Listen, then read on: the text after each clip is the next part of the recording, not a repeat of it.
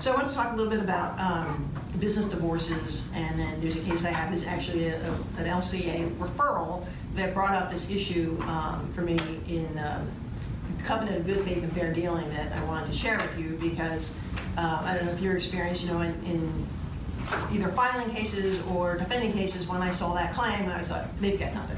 This is an easy case because that claim is very difficult.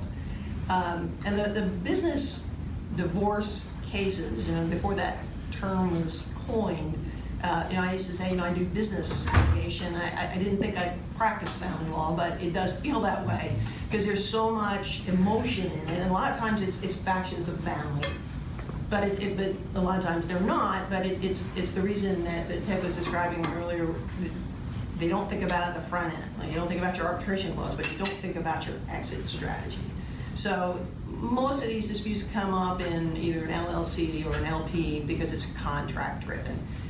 In the corporate world, you have statutes that will address those, whether you have what stockholder rights you have or dissolution rights you may be able to trigger. Some states have provisions for stockholder oppression where you can actually force a buyout. We don't have that in Delaware.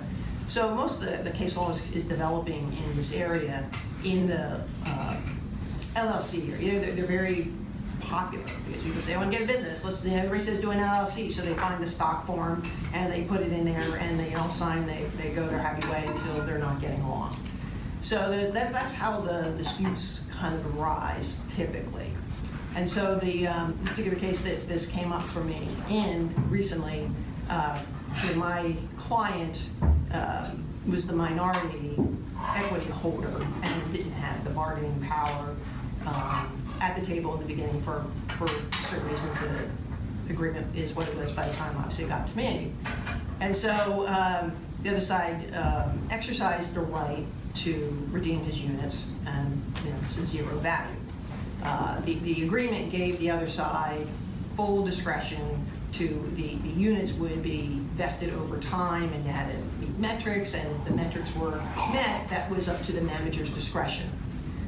And then at the buyout, here the contract actually said he had to determine the fair market value in good faith. So we were trying to figure out how to attack this, and one of Bill's points of being creative, we had to try to think of a creative way to assert these claims because it was a well-written document. This wasn't one that was just thrown together. Unfortunately, it was very pro the other side. So what we came up with is in the agreement, it said that the manager the units would vest if the metrics were satisfied in the determination of the manager. So there's where we kind of found our hook, because the covenant of good faith and fair dealing and the case law is it's a very rarely used, invoked doctrine. And of course, we were expecting all this in the briefing on the side, and we saw all the case law about how this is basically a very, very difficult claim to survive motion to dismiss. So you have to assert this gap. So either it's the gap, or I think there's been a little bit of change in the case law. And it raised up, our case was ultimately decided in June of 2019. And since then, I found 3 cases that have also survived the motion to dismiss on the covenant. And the key is, at least for these cases that I've seen a little bit of a theme, and this is where I think the court is changing a little bit to be a little more open to it. It's not only the gap, but when you give discretion to one side, the other side has full discretion. You have to exercise that reasonably. And so that was our hook. And so we said, okay, this agreement, and I think the manager, when he was writing this document, I can do everything. I've got all this discretion. So we were able to say, yeah, but you didn't use it in good faith because you had to make a determination whether these units vested. And you didn't. And we were able to point to some financial documents to show that had he done them, in our view, in good faith, more units would have vested. And had he exercised good faith in determining the value, it would have been zero. What you said, we showed that there was value there. So they were making the typical arguments of, it's in the contract. Of course, the contract language controls, but and every fact circumstance can be different. But it was because the manager had such discretion and such control, And then we had the story that they were actually buying a Coca-Cola franchise, and my guy was an internal Coca-Cola guy for a lot of years, had operational experience, which was key. The other guy was the money guy. And you see this a lot too. It's either the founder or the money guy with the founder, and they go head to head at this. So they end up closing on the 3 territories. 6 months later, they're on. Well, 6 months later, so they're about 10 months into the year. The manager changed the metrics, which he was allowed to change, but he didn't do it in our view, again, in good faith. But at least even for that calendar year, how do you change it with 10 weeks left in the year, and you're supposed to be able to meet those or do anything to try to meet those? A month later, they said, you know what, we're eliminating your position. So, he was going to get fired. So our story was that, you used him because you needed him to get this from a Coca-Cola company. Once you got it all, then you were going to cut him out. So we had to tell the story of what the story was and had to show some damages. So luckily, we survived that. And actually, we resolved it in mediation. And if anybody has any experience or creative ideas, we're running into an issue with the tax treatment of a settlement payment. And so if anybody has any thoughts on that, I'd love to pick your brain on it. And since then, there were 2, and I have materials that I'm happy to, I'll email you. They were more, started on research. I have some cases in there. But this was because of this group being commercial, it also can be applied in the commercial area.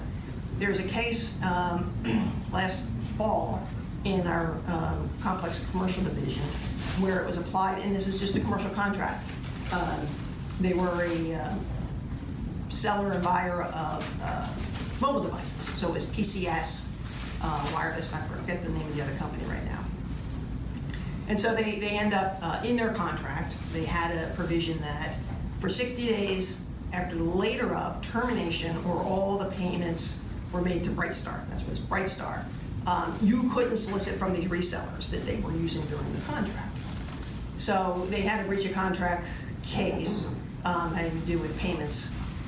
But the provision could have, with the non-compete basically, or non-solicitation, or you couldn't use them. The covenant not to, covenant of good faith and fair dealing claim was asserted that we have a dispute about the invoices, how much is owed. The agreement doesn't say how that is to be resolved. And you, Brightstar, you are breaching that covenant because you're delaying this, and then you're thereby stretching that 60-day, which could go on for forever if you act in bad faith, and they had to have some facts to support that. And the court found that stated a claim. So I think these are newer cases, none that I am aware of have been tried yet to see how they play out at trial.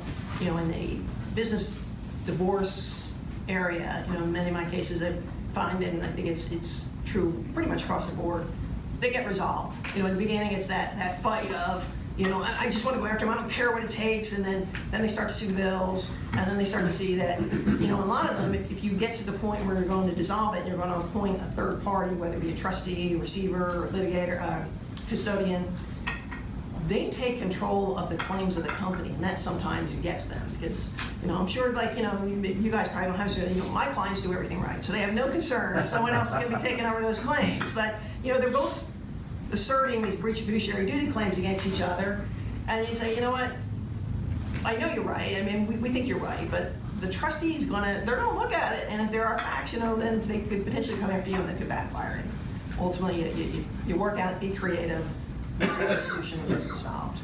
So I just wanted to bring that case law aware, because my initial reaction when I first got the case was, this is going to be a tough one, and it is tough, but I think there's a window there now. Thank you. So, sure.